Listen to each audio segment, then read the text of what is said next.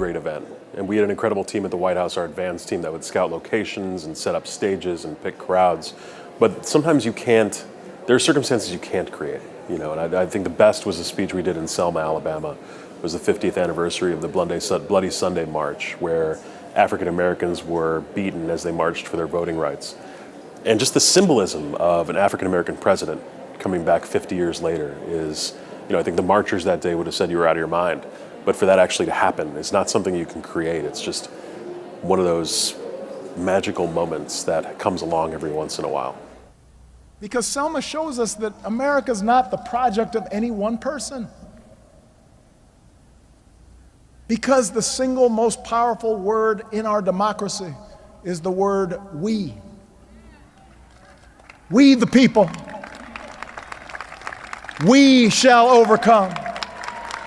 Yes, we can. That word is owned by no one. It belongs to everyone.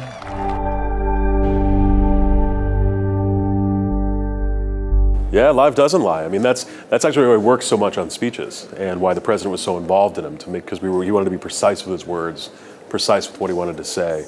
He'd ad-lib from time to time, but once he'd been through a speech, you know, he knows he's ready for a crowd. It's exactly what he wants to say and why.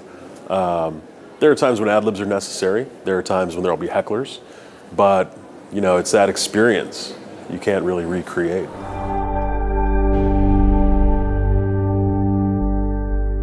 The one requirement that every speech giver has to meet is that your speech, what you're saying, should be something that only you can say.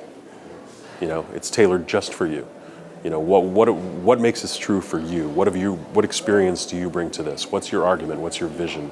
Other than that, you know, the rules should apply for everybody. You know, keep it relatively concise.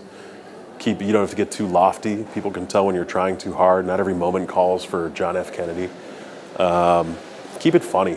Have some jokes, you know. Keep it simple. You don't have to sound like the smartest person in the room. You don't have to explain the policy like you're a nuclear physicist. I always say talk to people like you're talking to your best friend in a bar. You know, just be colloquial. You know, be honest, be real, and people reward you for it. The most important part about being a speechwriter is having a relationship with the person for whom you write, understanding them. You know, you have to actually work one-on-one. It's about more than mimicry or guessing at what they want to say. You have to spend time with the person who's writing for you. You know, you can't just say, email me a draft and I'll get back to you. I mean, talk to the person. Tell them what you believe in. Like, let them get in your head and walk around a little bit. And the result is going to be a much better product.